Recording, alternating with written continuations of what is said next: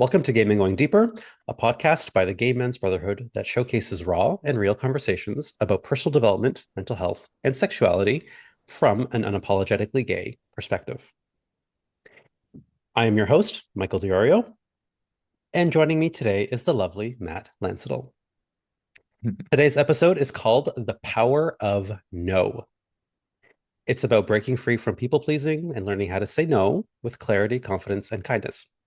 So, the questions Matt and I will be exploring today are how people pleasing affects our sense of self and overall life satisfaction, how we handle the icky feeling of guilt and disappointing others when we say no, and how we have become more adept at saying no, even with our people pleasing tendencies. If you're new here, please subscribe to the channel on YouTube. And if you're listening on your favorite podcast platform, please subscribe and leave us a review, which helps us get into the ears of the people who need us.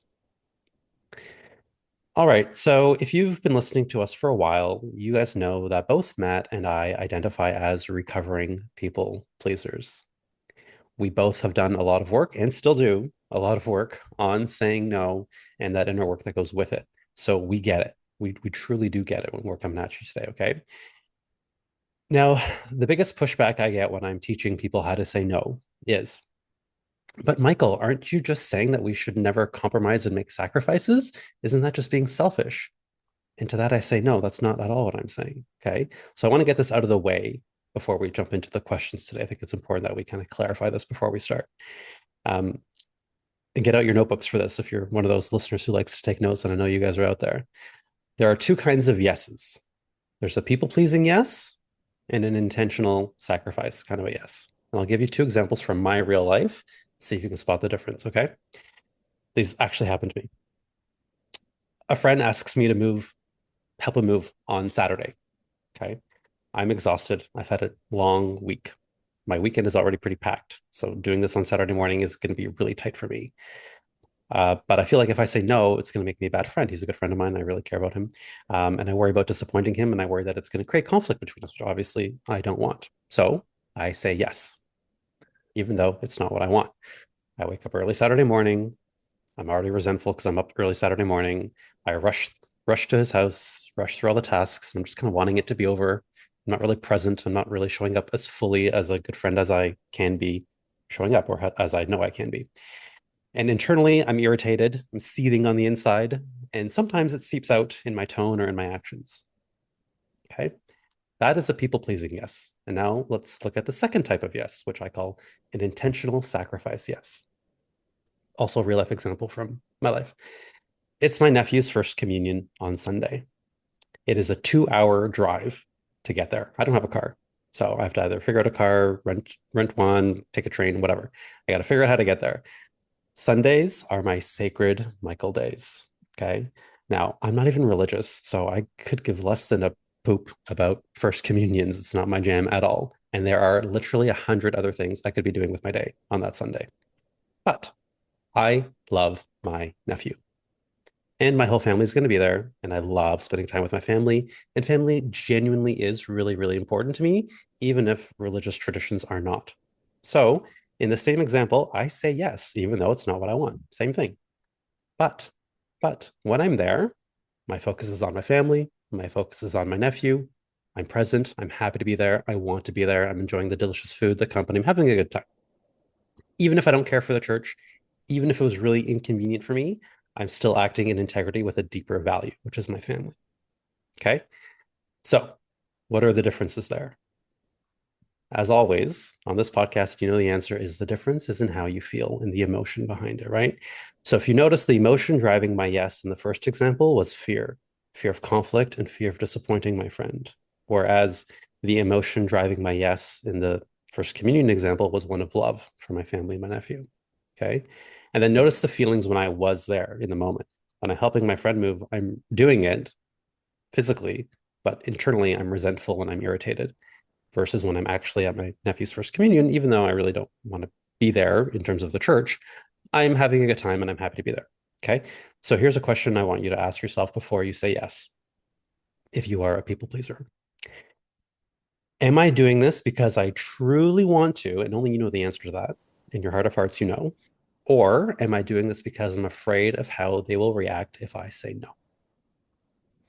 Am I doing this because I truly want to, or because of how they're going to react if I say no?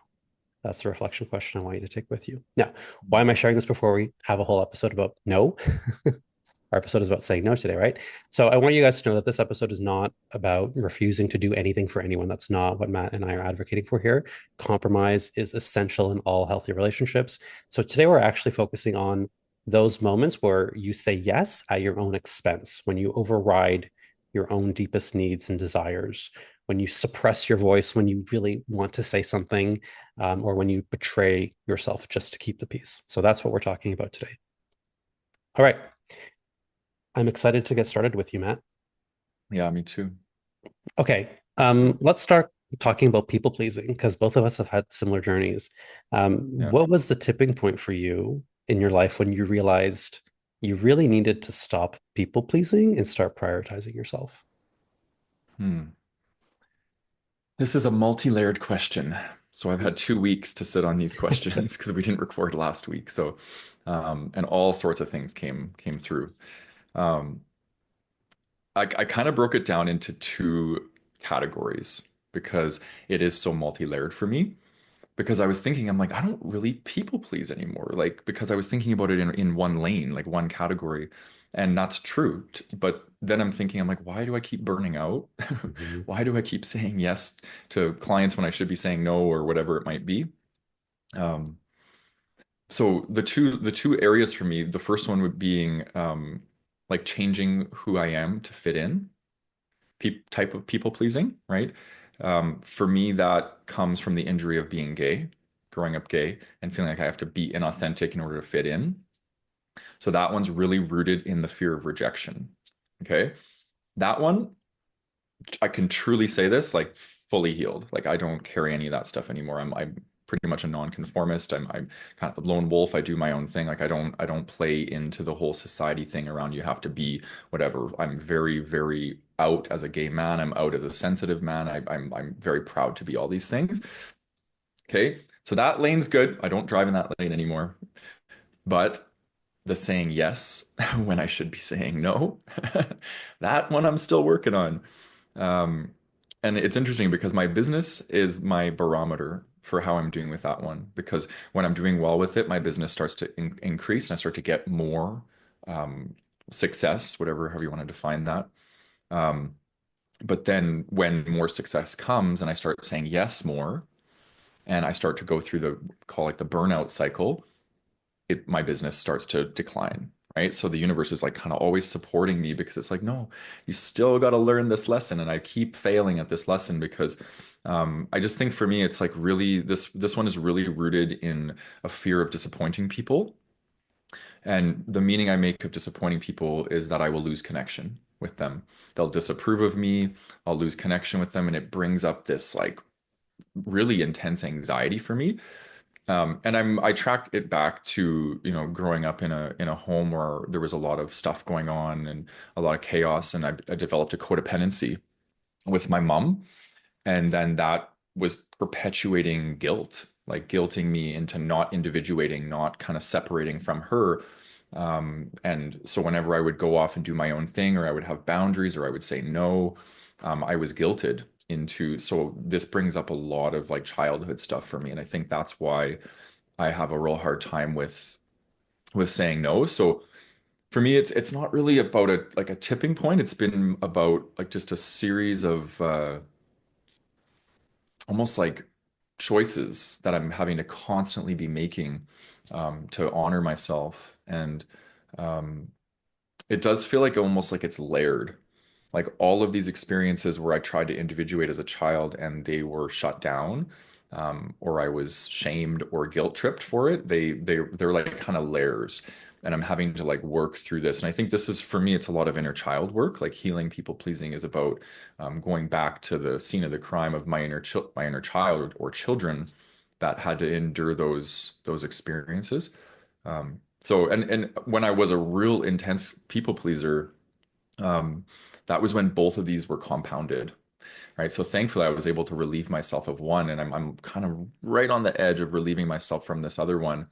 But it's yeah, some deep work. is required to get here. With that first lane that you talked about, I think a lot of people can resonate with that. I certainly can. But like when you were in it, did you know you were people pleasing, or did the like symptoms come up first and then you kind of said, "Oh shit, I'm people pleasing"? With the first one meaning like the changing who I am to fit in. Yeah. Like I think at the time, and this has always been a part of me. I remember all my friends when I was like probably 10 years old, they're all like, "Oh, we love Our Lady Peace and Tragically Hip and all this stuff." And I hated it, but I would pretend that I liked it because I wanted to be like cool with them. Or making sure that you have like the No Fear shirt. I don't know if you remember that brand, or like reading Goosebump books Mhm. and these things. Like it's like you do these things because you want to fit in with the group, Yeah. and you want to have, when they're all talking about the Goosebump book or their new shirt, like you want to be able to talk about it. So it's almost like there's a young part in me that felt like I had to do that in order to get belonging, approval, acceptance. So I think it's fairly normal for us to do that, and then you throw the gay wound in there, and I think that really intensified it for me because I feel like I had to really fully change who I was, and a lot of my people pleasing actually was really like rooted in masculinity and like performing masculinity, so then that way I could fit in, and I think that is a form of people pleasing, is trying to be something that you're not, right? Creating personas and facades of who we are. That really is it's a fawn trauma response, in my opinion. Yeah. Yeah. Yeah. For me, it's that like that inner child for me is the one who wanted to be the good boy. I always had this big need to and desire to be the good boy. Um, And so that meant a lot of people pleasing. Like, I want to be seen as the good boy. Therefore, my needs don't matter. I just need to please whoever it is, my Yeah. teachers, my parents, whoever, adults in my life. Yeah. But that kept going. That pattern kept going. I didn't just like turn 18 and stop. It just kept Yeah. going in life and life and life. And then for me, my tipping point was when I started to get very irritated and irritable with like the world Yeah. and my time. You guys know my time is, what I consider my most sacred asset is time because it's finite for all of us and we don't even know when it's going to end, right? So it's extremely finite. So for me, my issue has been about saying yes to my time. And, like those examples that I gave were all about my time, right? Spending time with my family, spending time with my friends. When I was younger, I would just say yes to everything because first of all, didn't want to miss out. There was some FOMO, to be honest, but also because I didn't want to, be the bad friend or be the bad boyfriend or be the bad employee or be the bad son or be the bad brother or be the bad uncle, all those things. So for me, that good boy mentality sticks through. And the tipping point for me was just, yeah, being super irritable. So I would be very short tempered. I would be half in and half out. Like I'd be here with you, but actually my mind was on like something else, or I just didn't want to be there. It wasn't the way I wanted to show up. And so I didn't know I was people pleasing. That's why I had asked you that question Mm. until like I looked into it. I'm like, why am I so irritable? And why am I so irritated at people? Why am I so resentful of people? And in my head, I was thinking, why do I have to do this? Why do I have to do this? Why do I have to do this? And it dawned on me, I don't have to do anything. Yeah. Yeah. That was it. It's like, oh, I'm putting myself through this. I'm in a prison of my own making here. I'm making myself do this, and this needs to stop. And that's when the light went off. I was like, oh, Mm. okay. I need to start saying no. Yeah.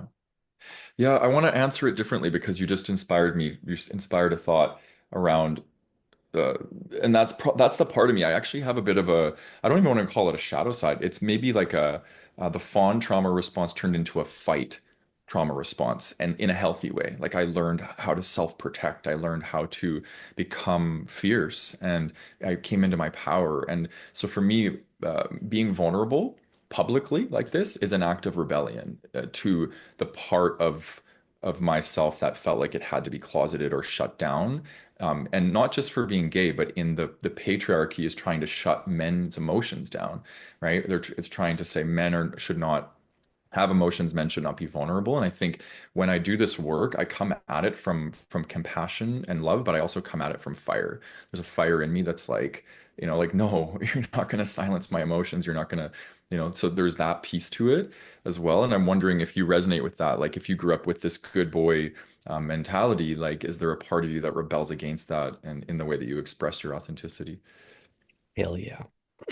Yeah. And sometimes I think what happens is it went too far. Like the pendulum swung so far the other way that I was maybe too boundaried, if you want to call it that. And then, of course, there's a happy middle ground. And I can't say I always get it right. Sometimes I still do find myself wanting to people please, and sometimes I do. And then I Yeah. don't notice until I'm like, oh shit, I should have like I don't want to be doing this thing, or I should have said no.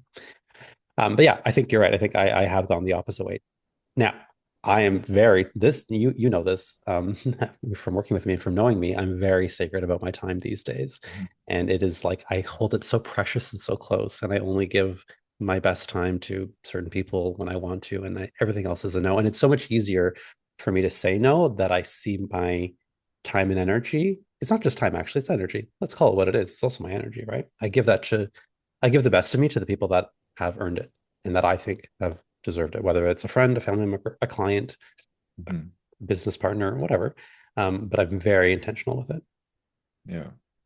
Yeah, I'm the same. I think that's why one of the biggest disrespects for me is when people are late constantly and they don't respect my time, because time is it's my most precious resource as well, for sure. I hear you.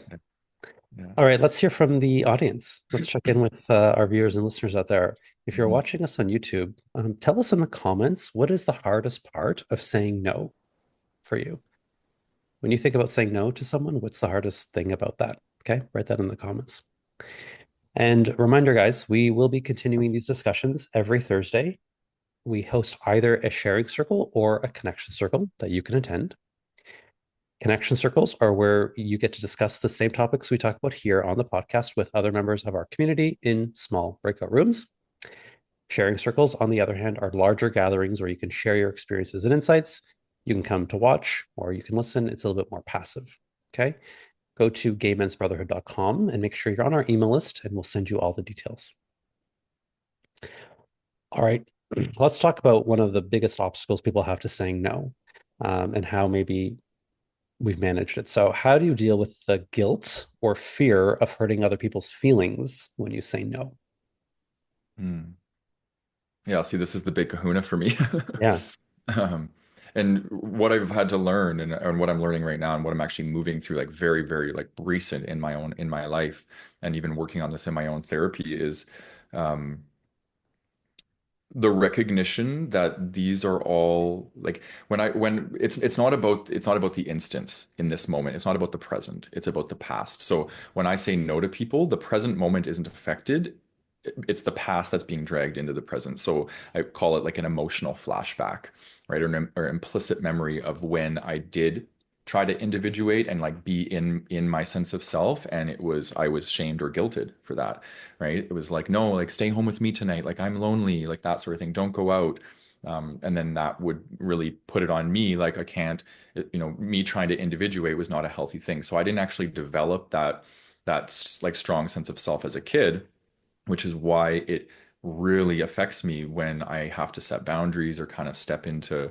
And really, what that's rooting on is, if you go to the bottom layer, it's fear of abandonment, right? Because if I am there for myself, I'll be abandoned, right? And as a young child, you're not really able to be there for yourself, No. right? So when it's either abandonment or like dishonor yourself, right? You're almost exchanging your authenticity for connection or safety with your parent, right? With your parent figure, which is super unfair.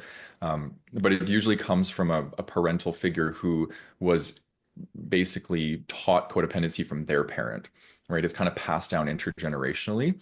Um, and in my opinion, it comes from an unsafe inner child that was never healed. And then that inner child is kind of wreaking havoc in that parent's life, doesn't want the child to individuate because they will feel abandoned by their child. So they encourage their child to abandon themselves for them, right? So then it perpetuates self-abandonment within the family system.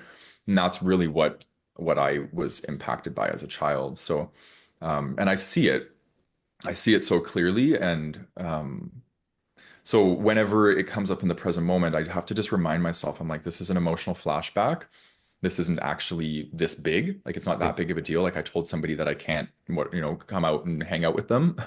Sure, they might be disappointed, but really what's happening is my inner child is feeling terrified because it's recreating a past memory in the present moment and it's making it feel bigger than it is. So how I've dealt with this in the past, so the two responses that I've employed most of my life are fawn and flight, right? So flight meaning um, get busy. Like it's not so much for me about leaving a situation. It's about getting busy and like becoming um, really distracted from my emotions. Mhm. And then fawn is also a distraction from my emotions by focusing on other people's needs. So all of my work in the last little bit has been, and this is probably why I've been struggling with depression, because depression slows you down, it slows me down, and I have to be with myself. So slowing down and being with all of these feelings is really the way to get comfortable with the guilt and fear that comes up, and then like just soothing that part that feels extremely terrified about letting people down and losing connection and ultimately being abandoned. So the slowing down, and then I think the other one for me is like just reminding myself that I'm not responsible for the reactions that people have to my boundaries, and um, that's their responsibility. So I kind of do this exercise where, as a child, I always felt like I had a cord connected to my mother, and like I could feel everything she was feeling.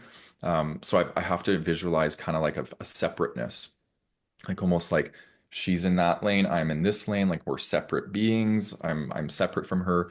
So I'll do this kind of visualization of being separate from the person that I'm having this with.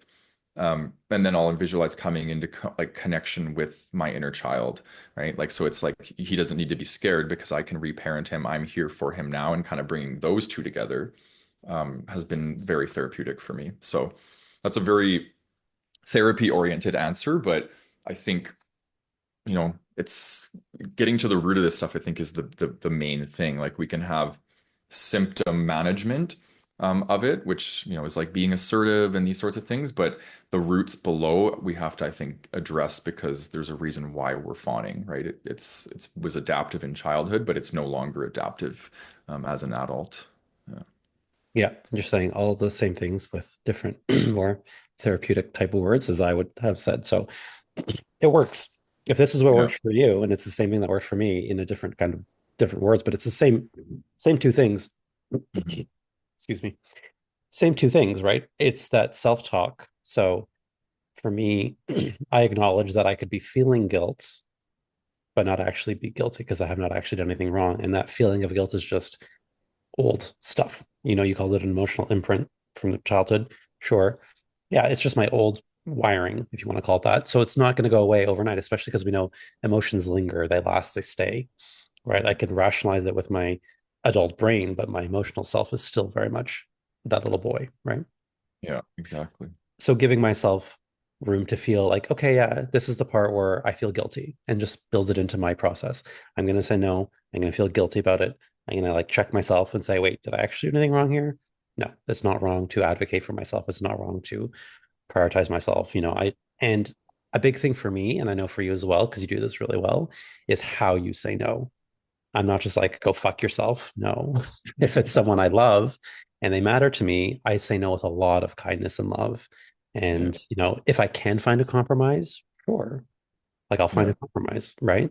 So in the instance of my friend helping him move, what I could have said and should have said and would do going forward is say, listen, I would love to help you move, but I cannot and I will not on Saturday. But here's what I can do. I can come over on Friday and help you pack, or maybe I can come over on Sunday and help you decorate or unpack. Does that work for you? If so, then I'm happy to be there, right? So that way I'm left with a more of a clear conscience, depending on if I can compromise. Not always can I do that. But yeah, like saying your no with lots of love and kindness, and then as I leave room for myself to feel guilty, I also leave room for them to be disappointed. And then it's Mhm. like, of course you're disappointed. I would be disappointed too if my friend couldn't come to something that I wanted to. If the situation was reversed, And that's okay. I'm allowed to feel a little bit guilty. He's allowed to feel a little bit disappointed. We all still love each other. Nothing has gone wrong, right? Hmm. Yeah, I love that. I love that. Hmm. That's been a big piece of it for me. And guilt, for all the Catholics and religious folks out there, they do a really good job um, trying to manipulate us with guilt. So, if you come from that kind of a background, then don't be too hard on yourself for feeling that emotional, like, you know, heaviness that guilt comes with, or that comes with Yeah. guilt. It's had such a huge impact, like the Catholic guilt. I grew up Catholic, but I I was too rebellious to Yeah. buy into any of the things. So thankfully, because I wouldn't want that conditioning. But yeah, and then the good boy stuff, right? Like that's probably related to growing up Catholic as well. Oh yeah, for sure, for sure, for Yeah, sure. yeah, Yeah, and then the other thing you said I love too, which the way I call it is that, you said that space between their feelings and yours.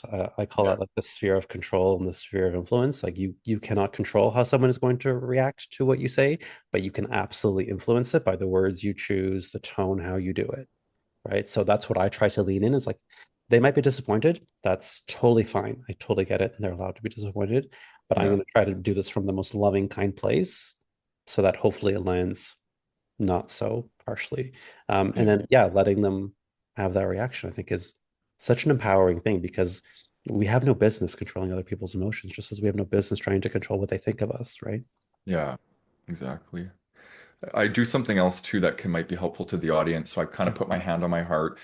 This all has to be within presence, right? So you got to kind of get still and you got to hold your hand on your heart and hold your one hand out and like just be like, I am me, you are you. I am me, you are you, and really kind of creating like separateness, like, because I think sometimes when usually people who struggle with these things are going to be people that struggle with enmeshment and codependency and poor Yeah. boundaries and these sorts of things. So it's really about coming back and rediscovering and finding your sense of self. Like, you're separate from people and that you're okay to, have needs and to have boundaries and to feel your emotions and these sorts of things. So it really is for me, it's been a lifelong thing. It's been one of the harder things I've had to transform in my life, which is codependency, which is in the umbrella of codependency, I see things like people pleasing, insecure attachment, enmeshment, um, differentiation, learning how to differentiate. Like these are all really things that I put in that under that big umbrella of codependency.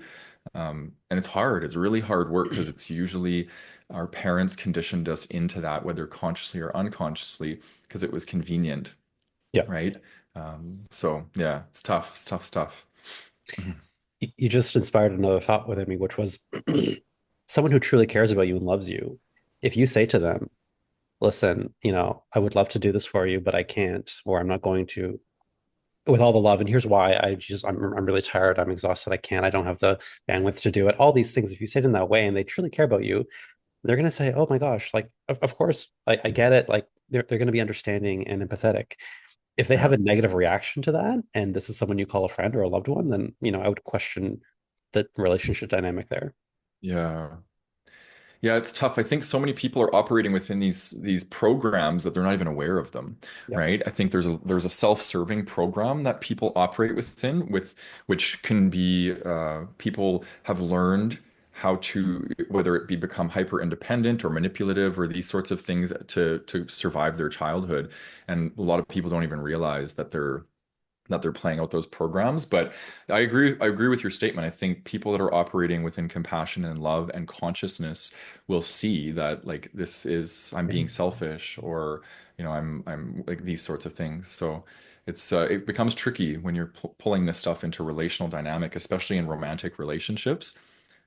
There's a fine line between personal and relational needs in a relationship, and it can be really hard to discern. Like, okay, is this something I should be meeting for myself, or is this something that my partner should meet for me? And then there's the ideologies around that. Like, a partner might not think that they have to meet that for you relationally, and then you feel like they should. And so that's why relationships are so tricky. And yeah.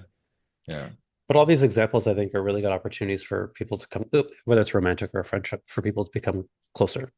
right? Exactly. When I show up and I'm very vulnerable with you about something that I'm going through, that, and that's the reason why I'm saying no to you. It's not because I don't like you. It's not because I'm being an asshole, but I'm saying no to protect something within myself or to honor my own needs.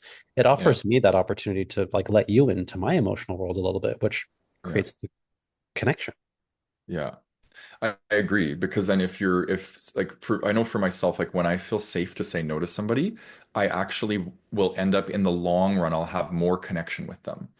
It's because when I don't feel safe to say no to somebody, I will not want to be around them because they Yeah. don't feel safe to me. So it's something we can remember when somebody gives us a no is that, okay, right now it's a no, but they're going to feel safe if I'm tactful in the way that I receive their no. They're more likely going to be able to approach me and they're going to want more connection in the long run with me, right? So, Yes. uh, but it can feel tough. Like I know for me, having an unhealed abandonment wound, it can feel really scary when somebody says no or they reject connection. It can feel scary. So I want to honor both sides of the coin here. That it can feel scary offering a no, but it can also feel scary receiving a no from somebody, and it can bring up all the feels. So and that's why I think I want to reiterate what you said is just finding tact, like offering our no with tact, and really like we've talked on previous episodes about letting people down and rejecting people with tact as well, because it's um, a lot of us are walking around with really tender and sensitive hearts, and I think it's really we want to really honor that it's not easy being human and navigating relationships. So when we can be more compassionate with each other, I think it's the best approach. Don't you find we always end up saying the same things on the podcast? It always goes back to the same things: vulnerability, compassion, Yeah, like being very kind, conscious, intentional. It's always the same stuff applied it in is. many different ways, but it works, my friends. Yeah, yeah, it's so true. All right. If you guys are enjoying this conversation and you want more delicious tips on setting boundaries and saying no, we invite you to go check out our coaching collection. First of all, there's a course there called Building Better Relationships, which is in and of itself a great start to all of this. But even within the coaching collection library, there is a relationships section. And within that section, there are some videos that I think would be really helpful that go even deeper on what we're talking about here. Some of those videos are 5 steps to hard conversations, the power of saying no, boundaries 101, clear communication, and authentic self expression. Hmm. So if you have the coaching collection, go check that out. If you don't have the coaching collection, get on it. You get lifetime access to our 2 courses plus over 45 coaching videos, including the ones I just mentioned. So if you're interested in that, please go to www.gaymengoingdeeper.com. All right, Matt, what advice do you have for someone who wants to get better at saying no? Hmm. Like I said, it's you could go on ChatGPT and just type in how to get better at saying no. It's going to give you the traditional shit, right? Like be assertive and make direct eye contact, and there's those things are really important because Yeah. we need to have tangible relational skills. I call those in order to say no, right? But relational skills can only be delivered with power and with meaning if we have self-awareness of where it's coming from, where the fear is coming from, right? And we have healed some of the wounding that's preventing us from being able to step into our power. And then relational skills kind of come third, in my opinion. When we learn those skills, we're able to relate like navigate relational dynamic with more integrity, um, with more everything, really, when you think about it. So I would say the starting point for me would be explore what the fear is attached to. Yeah. Of saying no, like why are you scared? Like what's the thing? Go to the root. 9 out of 10 people, I believe this, it will be abandonment. It'll probably start out, I'll be fear of rejected. I will lose connection. I'll disappoint people. Okay, well, let's peel that back a little bit further, right? And it always leads to the fear of abandonment, at least in the people I work with and myself. Not going to say for everybody, but so then I would say work on your abandonment wound, right? So go back again to the scene of the crime, work with your inner child, work with a therapist, do some work with abandonment wounding. I think that's a big piece of it. And oftentimes people associate abandonment wounding with like, oh, my father left when I was 9 and I never saw him again. that's definitely abandonment wounding, but abandonment wounding could be emotional neglect. Like my parents weren't there for me emotionally. They might have been there for me physically. Maybe they showered you with gifts, but they were did not show up for you emotionally. That's still emotional abandonment. So abandonment wounding, I think, is a lot more prevalent than people think. So I would say that would be a big piece of learning how to, move away from people pleasing and getting stronger with your nose would be that. Um, and then a lot of that work from my perspective would be like being with your emotional flashbacks when they come. Why, when you have to say no, the anxiety that comes on and all those feels, you got to slow down your system. You got to be with that stuff, in my opinion, and that's going to lead you to the gold, right? So you can do that within a therapeutic setting or for me, I just do it by myself. Like I'll just like kind of coach myself through the process as much as possible. If it gets too intense, I can reach out to a friend.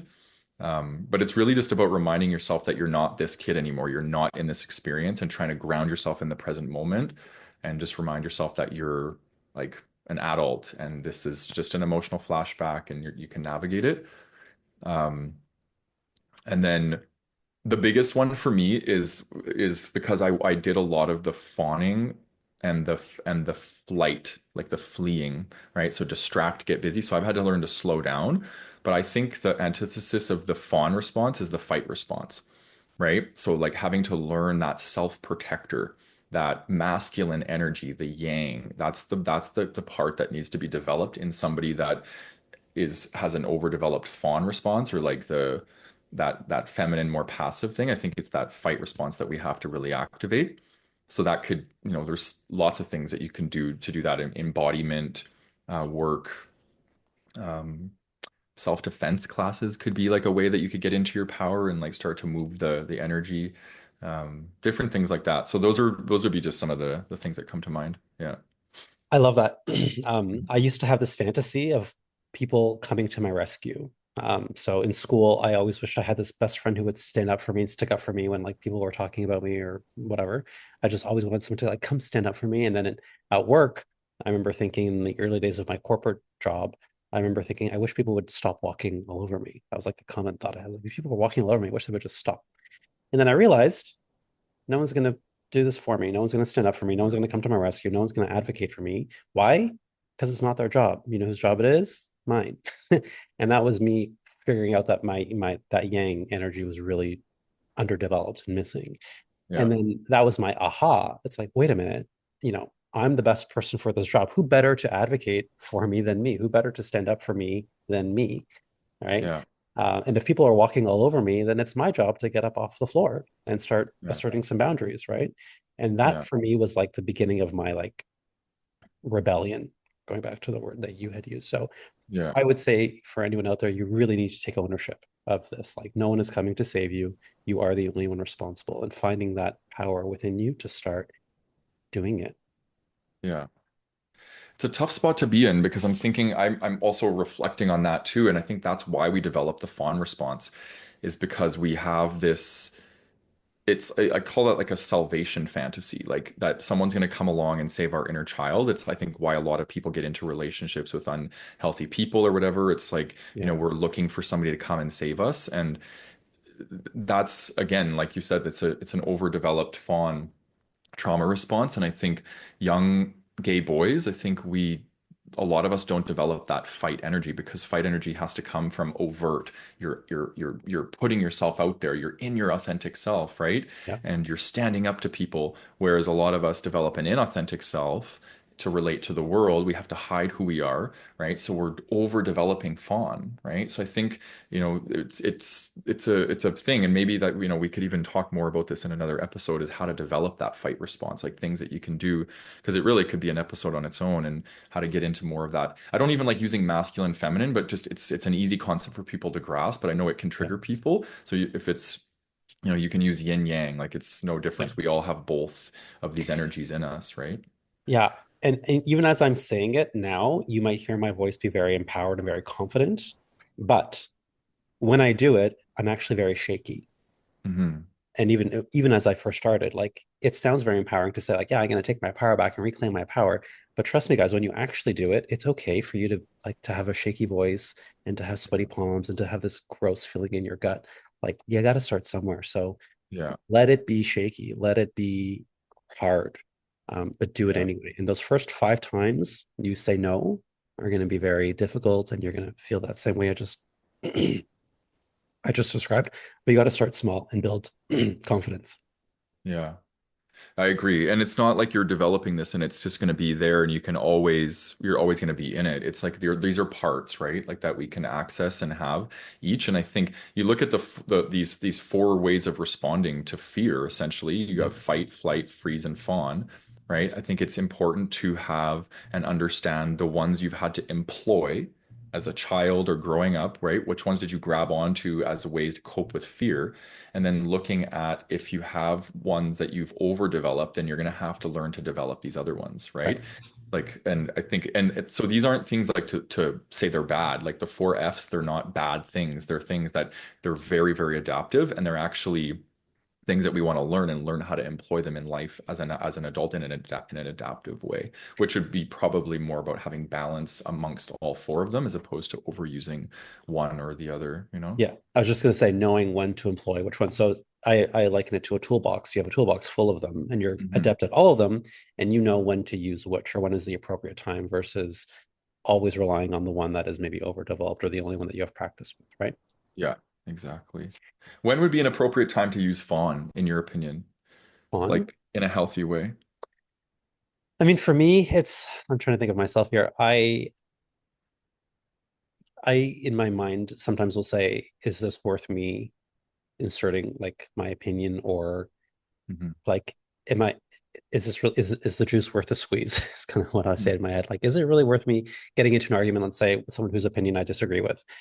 Like Yeah. I could just protect my peace and like not say anything, or do I really want to like jump in and say, actually, that's not correct, you're wrong, here's what I Yeah. think, right? And so if you want to call that fawning, sometimes I'll just be quiet to protect my own peace, but also the peace in general. And that's Yeah. been kind of where I still do it sometimes. I'm like, it's not worth it. I'm not going to change this person's mind, whatever. Yeah. Yeah. Yeah. Yeah. So like family, like a Christmas dinner, right? You might be like extra Yeah. sweet because it's like I don't want to go there with these people. Like I Yeah. don't want today to turn into that. Right. Job interview, right? We all are fawning in job interviews. We're not Yeah. going in there like fighting with these people. It's like we're going to go in there and be sweet and be our best self. Right. So there's a time and a place for each of these four F's and to employ them in healthy ways. And then there's ways where it becomes self-sacrificial and it leads into Yes. what we're talking about today. Yeah. Yeah. So in the same example, if someone was calling me a name or an insult, and I don't know, like a different scenario, I might say, okay, no, I'm time to pull out the F fight or Yeah. something, right? So it really depends, and that's the thing. And just because I answer one way doesn't mean it's the right way for you, right? We all have different ways of responding and different outcomes that we want to get from that, different Yeah. relationships. Yeah. Yeah, exactly.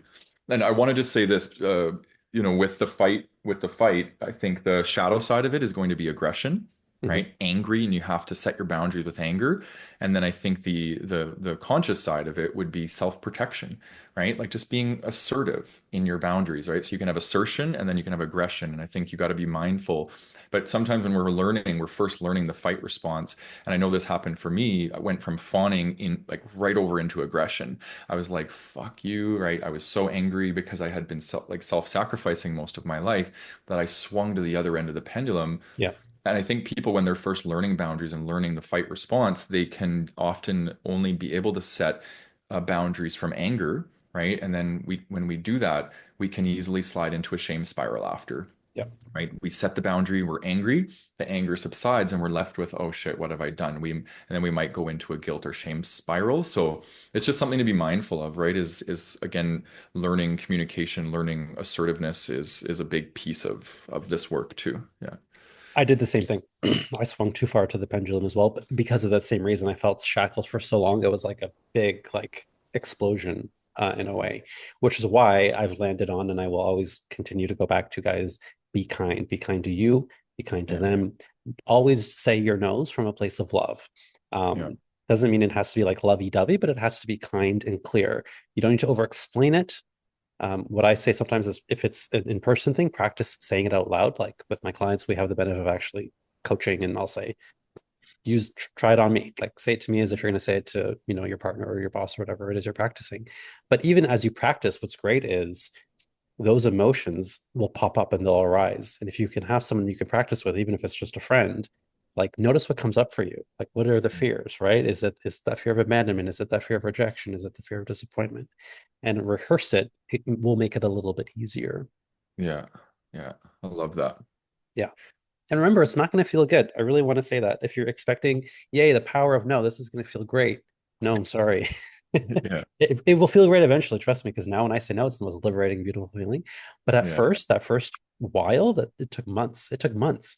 And I was even starting off with like easy no's, like in an email or like a text with in a friend group being like, actually, guys, you have a great time. I'm not going to join you. Like even Yeah. those were easy ones for me, easier, but still I had those emotions come up even in a group chat, like a very innocent thing. So yeah, that's another, I guess, tip I have is start small, you know, Hmm. start small with these little things and work your confidence up. And again, always be kind. You know, in Yeah. that instance, I'd be like, guys, I would love to join you guys. You're gonna have a great time. I love you, but I'm just not gonna come. I'm not interested. It's not my jam. I'll see you next week. Yeah. Like Yeah. very casual, very, very loving. Right. Yeah. Exactly. Yeah. I often will use this isn't in alignment to me. Yeah. It's like, I'm not feeling aligned right now, or it just doesn't, it's not a no, or it's not a yes right now. It's for me, I'll let you know if it does become one or something like that. Like I've just learned like loose and easy ways to make it right and to make it more about me, Yeah. right? Like it's not in alignment for me, like that sort of thing. And so the other person knows it's not really about them. I'm not feeling it.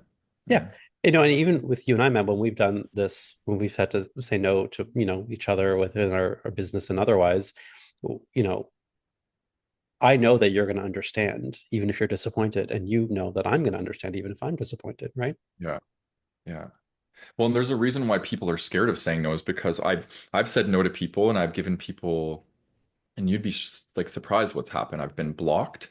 I've had people say horrible, mean, nasty things like because I like things like that. So there's a legitimate reason for people to Yeah. be. But the thing is as you start to learn more about this, it's like my no triggered their abandonment wounding, Yeah. right? So they were acting from a place of woundedness, which if I can create separation from that, I'm like, this isn't about me. This is about them. Something got activated in them, right? And we're Yeah. all walking around like offering each other these gifts of being able to see ourselves and what needs to be healed. And I think, so in those cases, and in the moment, it's hard not to take it like, oh my God, because then it activates my stuff, right? You have two abandonment wounds, just inverted sides of the abandonment wounds being activated and triggering each other. So, but the more and more consciousness and the light you shine on this stuff, the more that it'll come to the surface to be healed, and then it won't ruin your life or rule your life, I should say. I had a similar example where someone wanted to do something with me, and I had said, no, no, thanks, I'm not interested. Not in that way. I did it with a little bit more niceness in it, a little bit more diplomacy. But he got really angry. He just like went off the deep end. I was like, Mhm. whoa. And so I read my message again and I read his message and I read mine and I'm like, okay, like I did it with love and kindness. And I just checked myself. Like, could I have said it differently? Like, am I happy with the way I showed up? And when that's why I always say lead with kindness, because then that guilt is less likely to be there when you look at that and say, you know what, I did the best I could. I delivered this message with love. I stand by my honoring my no. I stand by my reasons why. If Mhm. he's gonna have a reaction like this, then exactly as you said, Matt, I know that this is on him and not on me. Yeah, Yeah. exactly. Yeah, yeah. All right. Any final words, Matt, before I wrap up? No, Awesome. no. Well, thank you, Matt, for sharing all your wisdom and Mhm. life experience as always as a recovering people pleaser. Yeah. Thank you to our listeners and viewers for joining us on this episode. Now, a reminder, guys, this podcast and YouTube channel are listener and viewer supported. So if you enjoy what we're creating, you can support us by making a donation to the show using a link in the show notes. Or if you're watching us on YouTube, just click on that little thanks button and it'll take care of it for you. By the way, you can also subscribe to get early access to episodes on Apple Podcasts to listen ad free and get access to episodes about 3 weeks before they are released publicly. So, all of your support helps us to continue making content for you and supporting our community. We thank you so, so much in advance, and we hope to see you at our next event. Remember, guys, check out our website for everything related to the Gay Men's Brotherhood, gaymensbrotherhood.com. Bye bye.